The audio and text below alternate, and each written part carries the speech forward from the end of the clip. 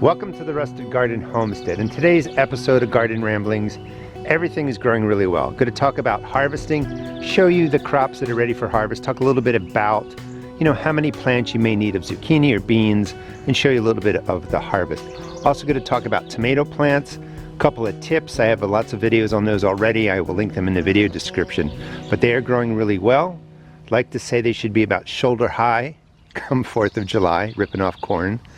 But they're really close to being 4 feet tall, and that's kind of where I want my tomato plants to be here in Maryland Zone 7. Let's start with the greenhouse. We'll just do a lap around here, some of the things that I'm doing. These are tomatoes that I just didn't need. I was thinking about selling them, never really got around to it.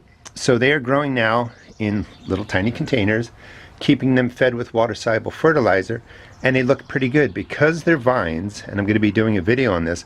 I'm going to be planting some of these late into my garden much more closely together, and I'm going to manage them as almost bonsai plants. I'll show you what I mean as we get to the peppers. Basil's ready for a next round. I have plenty of basil going. If you want endless summer basil, I'll be doing a video on this too, but save you from having to watch it. Grow some transplants, drop some seeds, keep doing this throughout June and July. Use some shade cloth, pinch flowers, put these in shadier places in the garden, and you'll just have basil that will keep coming for the entire summer. And you can really do it all for about $3 or $4 in seeds. You don't have to buy the expensive transplants. Getting some flats going, you can see that the marigolds there are leaning this way, so there's a little bit more shade here, which is what I need, because these cells would bake and dry out within a day, half a day, quarter of a day, with this 95-degree temperature, and I wouldn't be able to seed start. So I start them in a shadier area, and you can see that they lean. But I have flat leaf parsley that's just starting to come up. Took about 2 weeks. Cilantro, dill, and marigolds. Just seeing how long I can keep my kale and collards alive. I may transplant them somewhere. They're really resilient. They're pretty amazing plants. I have some in a container actually that I haven't watered for 2 weeks. I'm just letting that container die off. I'm going to be transplanting new plants into that. But the kale, beat up, but still looks alive. We'll walk by that. Some pepper plants, figs, which are doing really good. These are gifted to me. I think they're looking beautiful. Different varieties that are cold hardy here in Maryland. And I'm going to figure out how to have a little kind of fig forest somewhere, figuring out where they're good to go. But in the meantime, I've just planted them in really high containers so they develop a great root system. I'll take care of them here in the shade, and we'll see how it goes. Lots of herbs, oregano, chives, my shadow, asparagus, some lemon balm, more oregano, strawberries, all kinds of different plants. You can see I have more than I need. A lot of the herbs make great ground cover, so they're going to get popped in throughout different places in my garden. And I'm just kind of experimenting. I'm going to figure out, how to sell these, maybe $2 a plant or something in the neighborhood. Just kind of start something on my property, but we'll get there. My first goal was to see if I could grow them, see if I could manage them okay. And it's been 2 weeks of 90+ degree temperatures. No rain, so I'm able to do it. So I feel good about, committing to having to sell, but slow and steady. I'll figure it out. Coming around here are pepper plants that I grew a ton of that I don't need. But this is what happens. These are like, oh gosh, I don't know. They're probably planted back in March, and they're just staying in these containers. They stay small, like bonsais. Look at all the fruit that's on them. I mean, you can have a little mini pepper farm just by keeping the roots constrained in some way, and then you have to give them water-soluble fertilizer. Like here's a little bell pepper. Bell peppers aren't going to work, but bananas work well, jalapenos work well. And I'll be cleaning these up a little bit and planting them like tomatoes in some part of my garden and just seeing how they go. It's an experiment. This is not a technique. I don't recommend doing this unless you just like experimenting in gardens. These are Hungarian hot wax peppers, not to be confused with sweet banana.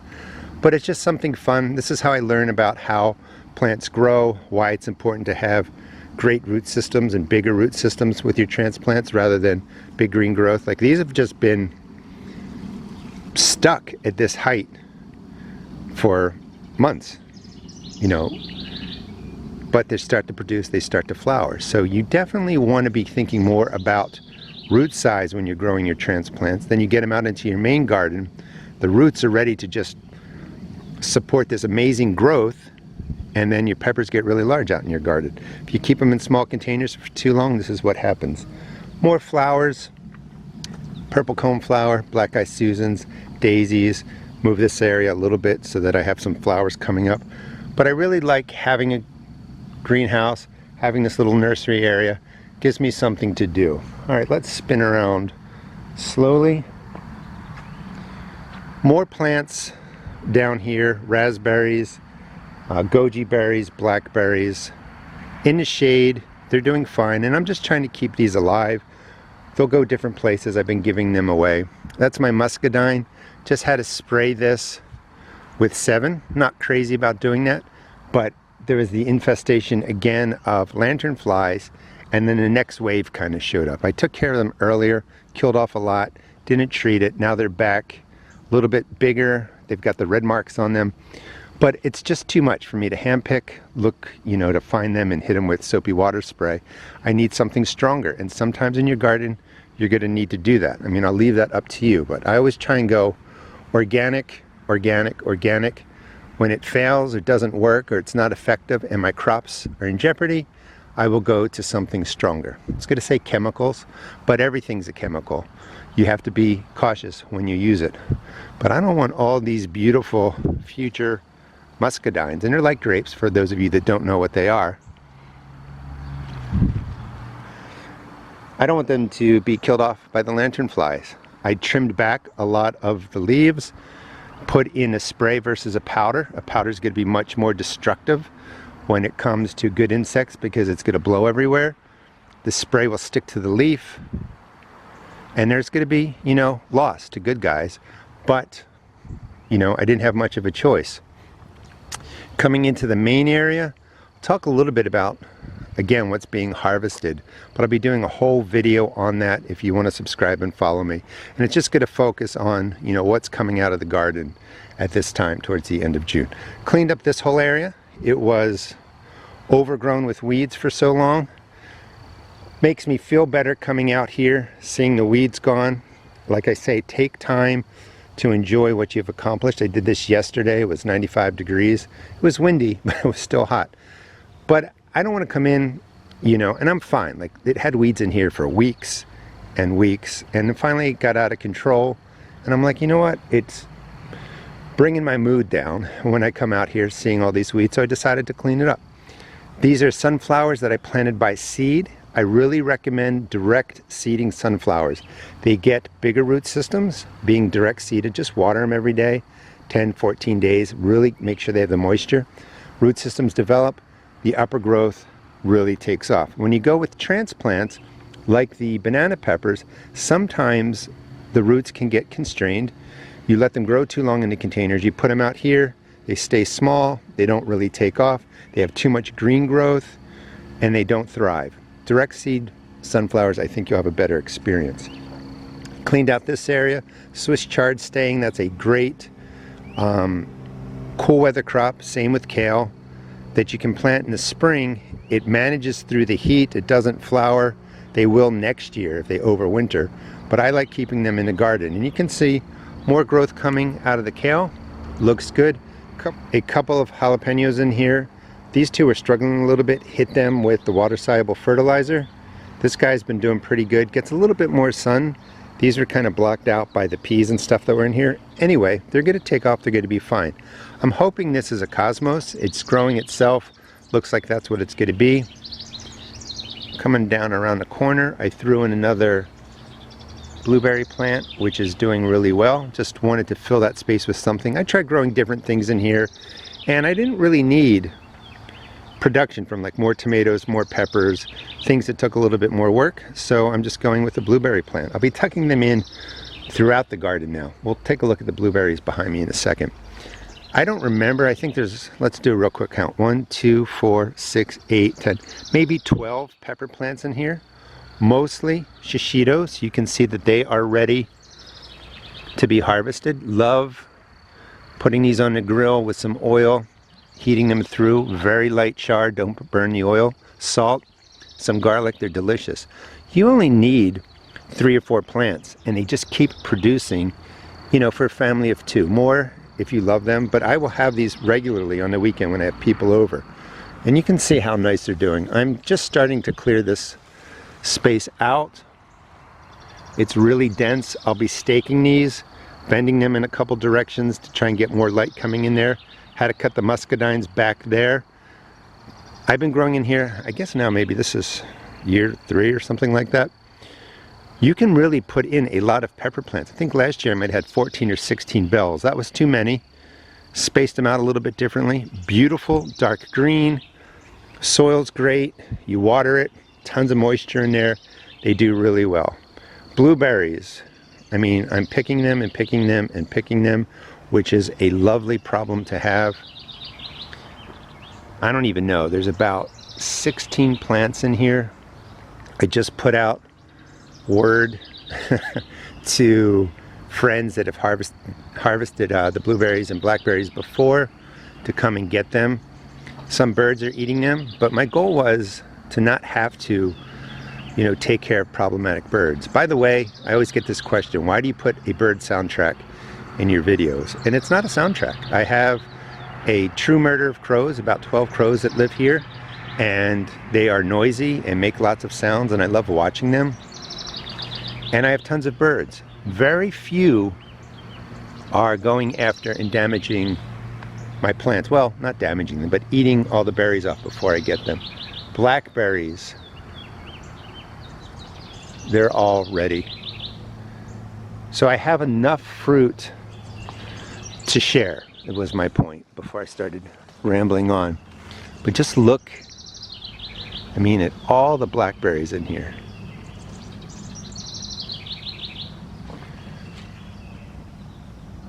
And this is what I want. This is my goal. Already ate through the strawberries. The blackberries are rolling in. I have different varieties, as I've been telling you, you know, through the Rambling series. That's ginger right down in there, starting to come up. Different varieties, so I get bigger blackberries, I get smaller, sweeter blackberries. I'm sorry, blueberries. I have some that produce early, some that produce mid-season, some that produce late season. So I really want to extend the amount of blueberries and fruit that I'm getting out of the garden. Started pruning these trees again. They are supposed to be dwarf. At least I was hoping they're semi-dwarf. They're huge. Not producing fruit this year. There was some fruit on there. I think it got killed off. Anyway, sometimes when your stone fruits, I think these are plums and maybe nectarine, something like that. Every other year, sometimes they produce a little bit more. However, these guys are going to be really healthy next year. I'm going to be cutting off a lot of the top really in the next couple of weeks. Don't follow my pruning skills. I kind of just do it, you know, in a wild style. But I open up the center for airflow. I'm going to be cutting the tops down to let more energy go down here, and that's where the fruit will be produced next year. But I really have to cut these back to dwarf them down. You know, the plan was they were going to be smaller. They are to the back part of my garden. This is the east side, actually. West is directly over there. So the southern sun pushes the shadows out that way. The western sun pushes the shadows out that way. And it's pretty good, with the sense that it doesn't shade out the rest of my plants. I'm gonna have to get in this year, prune the blueberries back, decide what I want to do with that. So we're gonna actually keep my shadow in this video. I don't normally do that, but if I go the other way, it's early in the morning, then there's all kinds of distractions in the lens from the sun being so low. Strawberry towers looking good with this 90+ degree temperature, no rain for a good 2 weeks or so. You got to water these almost every day. They're getting a little bit beat up. They've already produced, but they're going to survive. When things cool down, when I don't even know when that's going to be honest, they will kind of burst back. And I'm going to get a second round of strawberries later July and in August. Tiny Tims are doing extremely well. I'm making sure I'm staying up on the watering. You can see when the leaves start looking like this on your determinative varieties, they've just peaked. They've produced all their flowers. The fruit's really starting to produce. this plant's going to naturally start dying back, and there's nothing you can do to save it. That's just what the determinate variety tomatoes go. Indeterminates keep growing and growing and growing till disease or frost takes them. Determinates set flowers, set fruit, and then they die back. This is a collard. Here are the collards, the kales over there. They've been in this tower, not watered for really 2 weeks. The only thing that I've been watering are the carnations down there because I'm going to keep those. But this will all be coming out. The Swiss chard does pretty well in managing drought. This is extreme, you know, no water or anything like that. You can see the little kale surviving right up there. Anyway, this is going to be transformed into something else. The peppers, the little bonsai peppers might be going in there, see how they grow. But kale, collards, Swiss chard really can take the heat. So, you know, just something to keep in mind. A little more watering, these would be flourishing. Containers look pretty good. Spinning around this way, couple pepper plants in there, different waves. They're starting to produce nice and green. Eggplant, this guy looks pretty good. It's a little bit shadier over here. This guy was struggling, hit it with a water-soluble fertilizer. Any plants that look yellow, look like they're struggling, go ahead and feed them with a water-soluble. Can be fish emulsion. Agro-Thrive is what I recommend. You can find them in the video description. You could use the chemical types like Miracle Grow, Vigoro, Plant Expert. Just use them at half strength. That's not going to wreck your soil or your garden. It's up to you. I just want to let people know that the chemical types, in quotes, fertilizers, don't wreck and poison your soil. You shouldn't use them, you know, day after day, but if you need them for helping out your plants, it's fine. Purple potted beans, looking pretty good. These all self-seeded. More shishitos in there. I think I have 16 plants, growing them a little more densely. That's working well. My idea here is to let these purple potteds, and there's one plant down there, one plant right here, and then I think 1 or 2 plants just growing up the pole. I'm going to keep sort of stitching the vines, you know, back to here, over to this post. You can see an example right here. And it's going to make a dome, and it's going to provide shade. So when my even hotter, I suppose, July sun comes, these will get some shade. The light will come in from different ways. The extra shade will help keep these cooler in the heat of July, early August, and they should keep continuing to produce. If you let your tomatoes and peppers bake in the sun, they tend to shut down and wait for the right conditions. So the use of shade cloth or other ways to shade your peppers and tomatoes really makes a difference. Let's go over to the guys over here. Let's see. I'm going to keep the camera down. Basil.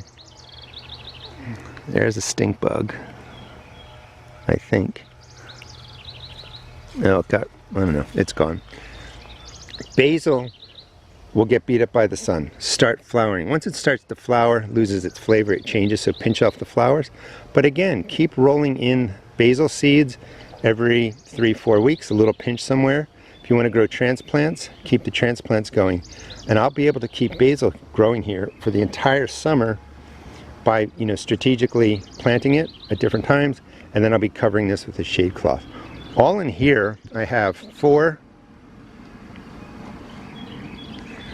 larger tomatoes, indeterminates. You can see, you're going to see all the different fruit that's coming. In a couple of weeks, I'm going to have tons of tomatoes. They all look really good. Check out the video description. I did a long video, 50 minutes with timestamps on how to prune, manage your tomato plants. Those are my cherries, building a wall of cherry tomatoes right up here. There's 3 different varieties. There's easily hundreds of fruit on there now. Different colors, different shapes, etc. Another group of tomatoes in here, indeterminate, 8-ounce baseball size. And you can see just all the tomatoes in there. And the whole key really for the tomato plants is making sure that you keep them watered when this heat's here. I mulch them, keep the soil cooler, keep them watered. You can see more basil tucked in there. Bottom prune, you really want to start removing the bottom leaves. I'll show you better examples of the leaves being removed from the bottom and how I'm kind of pruning the upper portion. Maybe we'll just walk over there. This way I can just do a whole tomato section in the timestamps for here. These are currant type, tiny cherry tomatoes. They're actually not technically cherry tomatoes. And sometimes the currant varieties aren't pure tomato plants. They're just a little bit different. But they're delicious. They taste like tomatoes. More cherry tomatoes in here. I got one plant that you just saw, 2, 3, 4. You can see the vines are flopping everywhere. It was really windy yesterday. So I got to come back in, weave them through the wire, tie them up, take care of them, do some pruning. This is going to be a series. Just transplanted this guy. It was in my greenhouse in a nice big container. This is a GMO, which will freak some people out. I don't mind genetically modified organisms depending on how they're used. So I understand how this tomato was made, what it's being used for. It's a cross between Snapdragon, tomato plant. Nothing bad's going to happen. GMOs like corn, where it's made so that you can spray and soak the fields with Roundup. I'm not for that. I don't think that's a good idea. But I figured, you know what, let me grow this new purple tomato. That's what it's called. It is a GMO. I want to see what it's all about, make a decision that way. So I'm growing that here. It's good to see what it's about. But it's also going to be for a series on taking care of your tomato plant start to finish. GMO, hybrid, heirloom, same process is done to grow the tomato plant. We'll see how that one goes. And just look at how long the vines are for these tomatoes. And what I do is I just pick them up, weave them through the cattle panel. That's going to create some nice shade in here. I have sun. The southern sun is sort of behind me now. The sun will get into here. I'll put some beets down there. I'm really thinking about the next grouping or the next planting here in my garden. So I'm building up the tomatoes, getting the shade and stuff ready. Let's go over to here. I want to kind of keep a theme going maybe of tomatoes so that the timestamps are a little bit more effective. More tiny Tims, and you can see they're still flowering, still producing. The leaves are starting to get beat up. That is a disease right in there. But the leaves get weaker. Sometimes the denseness of all the leaves cause issue. Don't necessarily want the disease there. I don't want them to jump over there. But if I spray this, I'm going to be eating it. So the only spray that I would use on here is baking soda because it's not going to hurt you. It needs another round of spray just to manage the disease. However, the leaves are starting to get weak because these naturally die off and diseases will get onto them much easier. I hope that makes sense. So it will get hit with the baking soda spray. I'll be able to still just pick the cherry tomatoes off and eat them and won't have to worry about them. You don't want to use something that's stronger, that's more of a chemical type, at least in my opinion, on something you're going to pick off the vine and you want to eat. I may use a stronger chemical, for example, maybe on squash or pumpkins or melons, where I'm not eating the rind, I can wash it. Just something to keep in mind. Here are 9 other tomato plants that are really pruned how I want them to be. And you can, see this all in the video. I do a before and after, like of each of these sections. You want to remove a good 12 to 18 inches over time from the bottom. Keep the airflow going. Makes it harder for diseases to splash up. You can see all the tomatoes that are coming on here. This is a multi-stem pruning. This one I think has 2 over there. You can see that it's been actually maybe 10 days since that video. Lots of growth. I got to tie them all back up. You want to stay up on the tying. Here's a vine that's pruned to 1 main stem and then it splits into 3. So it's a triple stem pruning and I'm just keeping 3 main vines going. And just so you know, suckers that grow in the joints, like right in here, that's how you identify it. You go up the main stem, branch comes out, stem continues right in the joint where my finger is right there is the sucker, and I want to remove that one. But this would turn into a full production stem. It's going to do flowers, produce fruit. So suckers don't truly sap the energy from your plant. They make a bigger plant. You get more tomatoes. Just FYI too, Let's see if we can find one that's a little bit bigger. Okay, here we go. So we have a main stem coming up this way, a growing stem, a production stem, a leaf popping out right here. Right in the joint between the stem and the leaf is the sucker. You could break this off. Now, the cool thing is I can put this into water, put it on a windowsill inside the house, give it some time to develop roots. It's going to take good 4 weeks, 6 weeks to get good sized roots, but you've made a perfect clone, and then you can just go and plant these outside. This will produce tomatoes, perfect clone of the tomato plant right here. And that's how you make clones, is that you use the suckers, put them in water, put them in the house, and you're going to get a clone. And then we can just come right down this way. You can see lots of tomatoes. Here's a double stem prune, one main stem. Actually, this is 3, so I have one going up here, 2, 3, keeping this to 1, 2, 3 stems. Again, the video in the description will go into all of this in detail. I'm really happy with the size of the tomato plants. They are about shoulder high. That's where I do want them to get to, you know, by July 1st. And I think they're doing pretty good. Horseradish is in there, simple row garden. And if you want to expand your garden, I do recommend just putting something like this in there. Have a pepper plant. Here are some beans. These were supposed to be pole beans, but they aren't. They turned out to be bush beans. But just take a look. That's one plant.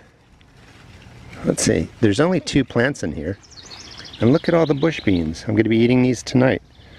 So 4, 5, 6 bush bean plants will get you green beans much more quickly, and you only really need that for a family of 2 to 4, you know, 2 or 3 plants for a family of 2, you know, 4 to 6, maybe 7, 8 for a family of 4, depending on how much you like green beans. But just look how much, you know, they produce. So these are ready to go, and I like planting bush beans followed by pole beans, or planting them at the same time.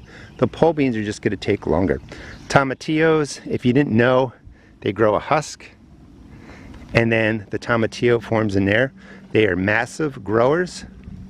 Holes in the leaves are from flea beetles. I use insect dust to manage them.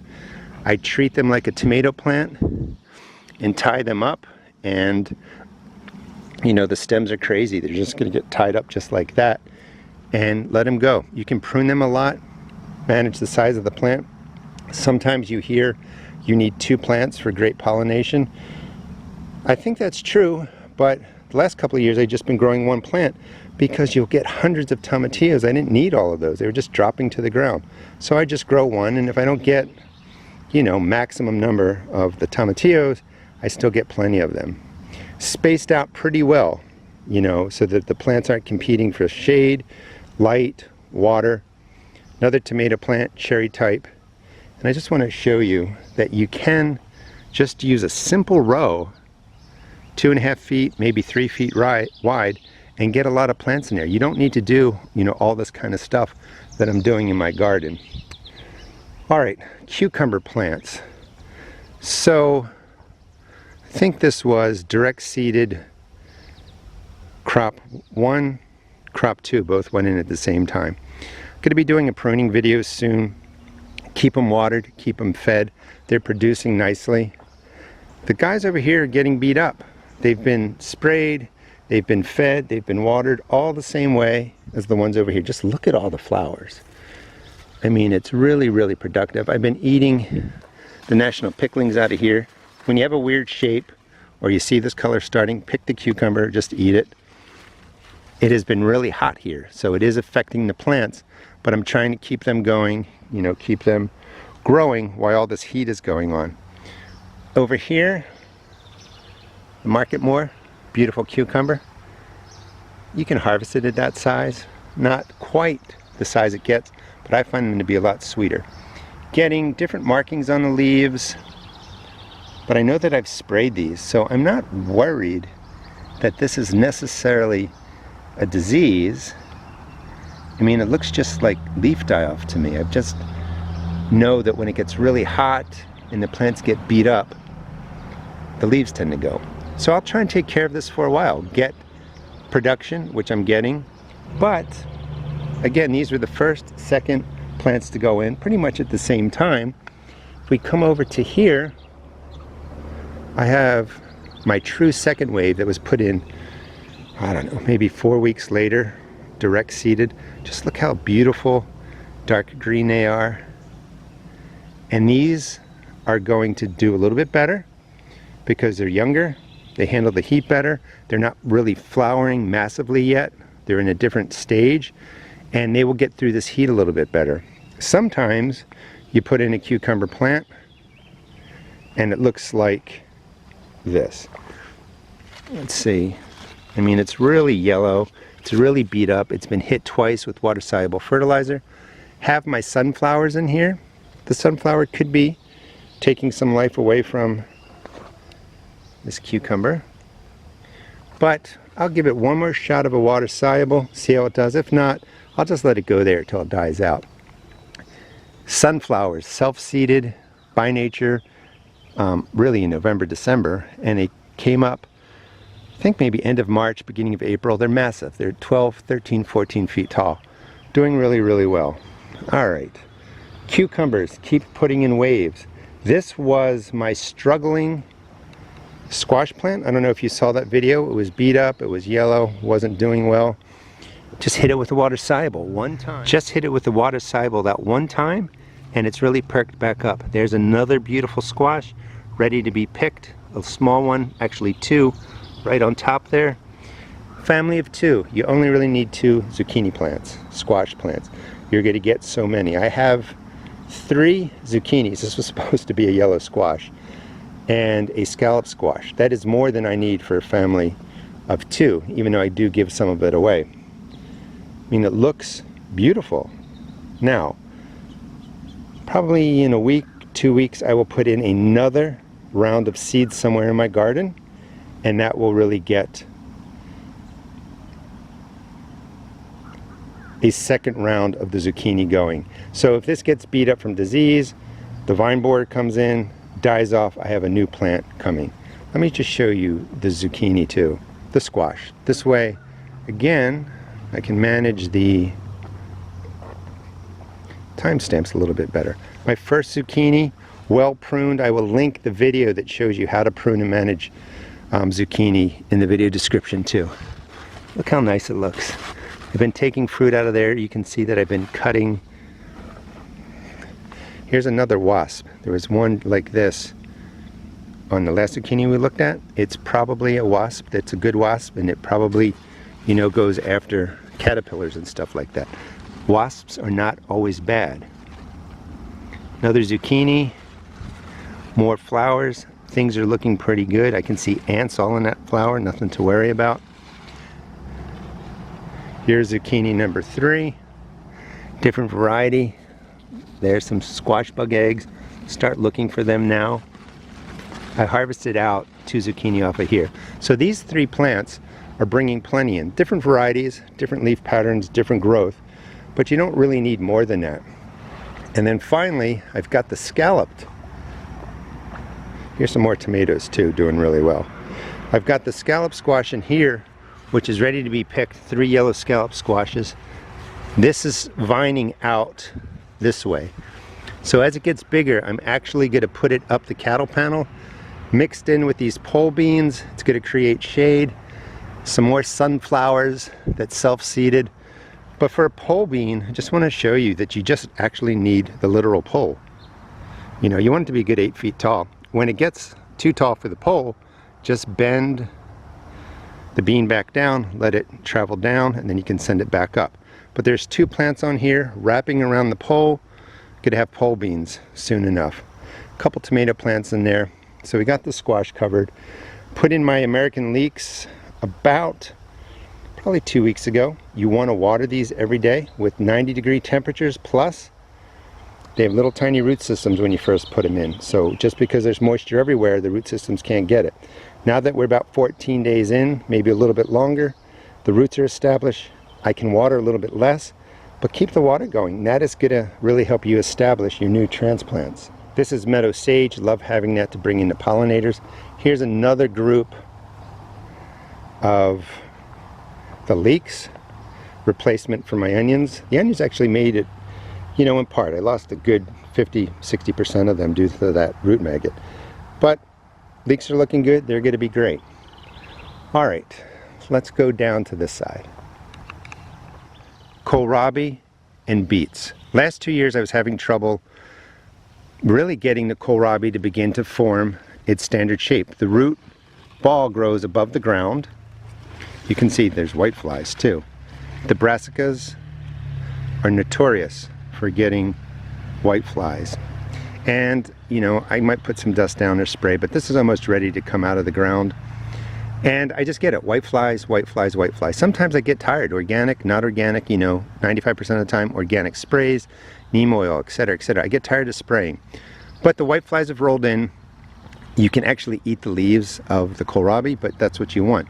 Here's a better example of one, and look, the white flies are all over here too. Oh my gosh. That's a failure of me really checking them out. So this is really bad. So I'm going to give them a spray, but look at the beautiful kohlrabi. Ready to come out. Let's see if there's another one in here that's of size. Now these are different sizes, so they're forming down there. And because they're still kind of small, I'm going to hit these with a soapy water, an oil spray. I'll be using neem oil. The oil gets on the wings of the white flies. They can't fly, they can't do their thing, they're going to die off. It's not going to cure these plants, but it will beat them back really well. Coming into here, here's a good example of a golden beet. All the beets are ready. Every year they get this disease on there, just unique to the beets. The beets still develop. I don't worry about it anymore. You don't need beautiful leaves. I could spray, I could dust, but I know that the beets just keep going and going. They form the beetroot. I'm happy. All of these are going to be coming out soon. A new wave of beets will go in. Beets can grow through the summer. They're going to get beat up, may not be the best looking, but the roots do really well. And if you don't get anything of size really in July and August, towards the end of August, September, as it cools, end of August, September, the beets take off again, and you're going to have just a beautiful second round crop of beets. All right, pepper tower. This is my pepper tower. All sweet peppers, 3 per tier. There's 5 tiers. Let me just count. 1, 2, 3, 4, 5. 15 pepper plants in there. Part of my vertical growing series. These are green stalk planters. I am affiliated with them. Best planter on the market. Just look at how well these plants are doing. Getting some end rot here. Could be blossom end rot. It's really because of the heat. I'm going to take this one off too. They're all not like that, and I'm not worried about it. The top tier was drying out quickly. As the soil dries out, plants suffer. They don't get the nutrients they need. You may get some brown bottoms on your pepper plant. Like this one's perfectly fine. The one down here is perfectly fine. You really have to water these towers, any tower, any container really, almost every day, if not twice a day, when your temperatures get to that ridiculous 95-degree temperatures, especially when you get, these are more shishitos, when you get large plants. They're just going to be sucking the water out of the tower. These were fed in the series, I don't know, 4 weeks ago. They're going to get fed again with the water-soluble fertilizer. The container towers, container plants, really suck the life out of the soil. Great growth, great production. These towers really work, but I got to give them a feeding now. Make sure they're getting everything that they need. But you really do just have to stay up on the watering. Let's go over to another area. Growing lots of flowers in containers. That's to bring in the pollinators. I like the color yellow. So right in here are 2, 4, 6, 8, maybe 10. Let's see, 2, 4, 6, 8, 10. Yep, 10 pepper plants. Got to be weeded, but look how nicely they're producing.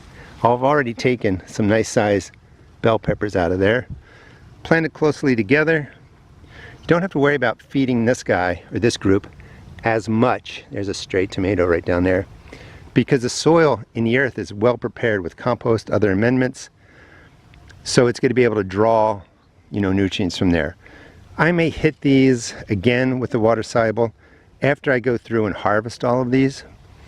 You really need you know, maybe 4 banana pepper plants, a couple bell peppers will produce nicely for you. Jalapenos, 2 or 3 plants for a family of 4. I mean, peppers do really well here in Maryland. I don't over worry about them. That's part of the reason I like planting them. But you can grow peppers in so many ways. You know, in a group of 12 right here, really compact, lots of production. You don't need a lot of space. 12 plants, plenty for a family of 4. You can grow them in towers. You can grow them in the raised bed that I showed you earlier. But peppers grow extremely well here in Maryland. All right, let's finish up with the potatoes. Again, I want to stress the space, and I grow, this is a teaching channel. If you want to subscribe and follow me, you can use different things you see in my garden and apply it to your garden. You know, typically if I was growing for production, I would grow differently, but you can grow 3 banana pepper plants, you know, in a little bit of a raised bed right here, and they do really well. So you can grow in all kinds of different ways. I have peppers growing in these root pouches. I sell them at my seed shop. 2 pepper plants right here. That's beautiful and massive. Sweet banana, single pepper here in a 10-gallon. Works really well. Real quick, going back to the cucumbers. This is a cucumber plant. It's actually 1, 2, 3, 4. There's 4 plants in here. This is part of the second round. And these are bigger than the second round of cucumbers I showed you a little bit earlier. But they're doing really well. It's a different variety. Beautiful, dark, green leaves. Just starting to flower. There's no production yet. I'm watering these every day. These are in 100-gallon root pouches. Sell those at my seed shop. They're doing really well. Trellising on concrete mesh, tomato cages, bush variety, so they stay a little bit more contained. But this is the way to grow cucumbers. The first wave, starting to get beat up, taking care of it, getting production. Second wave, nice and green, handling the heat better. Third wave will go in a couple of weeks. And probably a 4th wave. Keep the cucumbers going over the summer. Some peanuts tucked in there. They're in a little trench. Peanuts will flower at the bottom. They send out sort of like runners. You want to cover those over. You'll get more peanuts, but the peanuts look pretty good. There are 4 plants in there. You know, I'm happy with how the garden looks. Here's a quick look. We'll get some sunspots in there. But the garden looks great, I think, you know, for the early summer garden. Mostly under control, mostly weeded, you know, mostly where I want it to be. And that's my goal, is to have a mostly garden, I guess. All right, coming out here, here's some of the onions. This is where the root maggots first showed up, and it really devastated everything that's in there. There's not much going on. In here are turnips. They look beautiful. They're all going to get harvested. Look how big that turnip is right in there. Another round of turnips is going to go in. Beat up leaves, doesn't matter. Turnips are perfect. These will all get harvested. A new wave of turnips will go in. You can plant turnips by seed really any time during the summer. They may not do as well in the summer, but they grow really quickly, and you're going to get more turnips. So I will keep planting turnips all the way through the summer and into the fall. Now, you can only eat so many turnips, so, you know, maybe just do, I don't know, 12, 15 plants at a time, unless you love turnips. Potatoes, and we're going to end here. Maybe we'll end at compost, because that's where I always end. Doing extremely well. Same thing, watering. Watering is a huge deal. Different types of potatoes. So the ones back there are ready for harvest. Everything is died back. They got a little beat up with the water. Coming into here, same varieties, a little more better growth. Sometimes these get watered more. I don't know if there's any potatoes laying around. I've been harvesting them out of here. But lots of small potatoes. There are larger potatoes. And this is how I harvest them. I mean, I eat these a lot for breakfast. And I've pulled out a lot of the bigger potatoes. I don't know why I keep saying tomatoes. 20-gallon container. Looks pretty good. Here's a larger potato. This is what I'm talking about. You know, and you can eat them right from the ground. You know, curing them for storage is one thing. Eating them fresh is another thing. Potatoes, globe artichokes, more potatoes. In the next couple of weeks, all of these are going to be coming up. And I will put in another round. In here are my russets. That's a new way to grow. Not a new way to grow, but these are new for me, trying to mound up, see how they do. The russets are indeterminate vines, and they just keep growing and growing. It's a lot to manage, so I really do like the more determinate varieties that finish up quickly, and then you just got to come in and harvest. Like, look, you know, who wouldn't love doing that? That's just perfect. Here's some of the onions that survived. They didn't get the maggots as bad, and I started treating these. The ones I showed you earlier, they're all beat up, but they're starting to bulb up. Onions bulb based on how long the day is with the amount of sun that you're getting. So I'm going to get onions out of here. There was a good, I mean, it was twice as many onions in this space. Here's a nice example of one that's starting to bulb up, and they're growing nicely. Lots of green growth. They're not nearly done, so they'll be going for a good several more weeks. We'll see how they do. But for treatment, like I've been saying, you know, in this rambling series, and just in general, is to take notes. So I have notes down of when the onion maggots showed up. For treatment, I'm going to treat where I grow the onions only. I'm going to give them a neem oil drench, probably when the onions come out, and I'm just going to soak the area. This way, if there's any larvae or beetles or eggs or however their life cycle is in this area, that will help kill them out. I will do the same thing again in the spring when there's nothing growing here. I'll give them a neem oil drench. I might use something else, but I'm going to start with neem oil. You know, maybe insect dust, spinosad on the surface. As the onions are growing, when the actual leaves dropped and the root maggot flies came in, and you know, they lay eggs in different places, they will be getting dust. Spinosad to start. I think that worked fine. I was a little late to the game. Maybe 7 dust if it doesn't work. That's the chemical type, but I'm going to start with spinosad. The point being is that I have a plan now to deal with root maggots. Never really got them, but I want to have tons of onions. I love onions and potatoes for breakfast. I love onions, tomatoes, and cucumbers for the tomato cucumber salad. So I have to address the problem. Luckily, getting a good amount of onions still. Next year it should be even better. Wanted to show you my butternut squash. For the last couple of years I've been growing 2-3 butternut squash plants in this one area, and I always end up with way too many. So this year I thinned it down to 1 plant. It was struggling a little bit. It was really yellow. Hit it with a water soluble 5 days ago, watered it every day, and now it's just greened up and it's taking off. So with the heat, the butternut is going to take off, and it's going to go right up, you know, this panel here. This is fencing, concrete mesh, and this will get a good 12 feet long. It will vine out in different places. I will be treating it for the vine borer, putting dust down at the bottom. It's a great time to dust it now because there's no pollinators coming, because there's no flowers, but that's just a way to reduce the risk of the vine borer coming. As flowers come, I remove the flowers from the bottom 6-8 inches, dust, and that does help manage the vine borer a little bit. But I just wanted to show you the butternut squash. You still have time to plant winter squash, especially the butternut. It grows really quickly. You can put it in really from now to about middle of July. It produces pretty early compared to other winter squashes. So I highly recommend getting in some of the butternut, and it's going to cover up this entire space right in here. And again, when a 12-foot vine gets too tall for the trellis, just bend it down and you can start weaving it down. All right, so, and again, I want to stress, if you're a new gardener, if you're able to, get out and get your compost started. Here's compost that I just keep adding stuff to. It's got beans growing out of there, remains of beans from last year. I'm going to get a great harvest of beans here. So what I want to stress is compost is what organic gardening is all about. Any simple bin, fencing, just a circle like that one right over there, maybe something more elaborate with posts. Get your leaves in there, get your grass in there, get the compost going. You're going to save yourself a lot of money. You may not have compost for a year or two, but if you get it started now, you're going to have so much great organic matter. Your garden's going to love you for it. And that is what gardening's about. Compost, organic matter, adding in organic granular.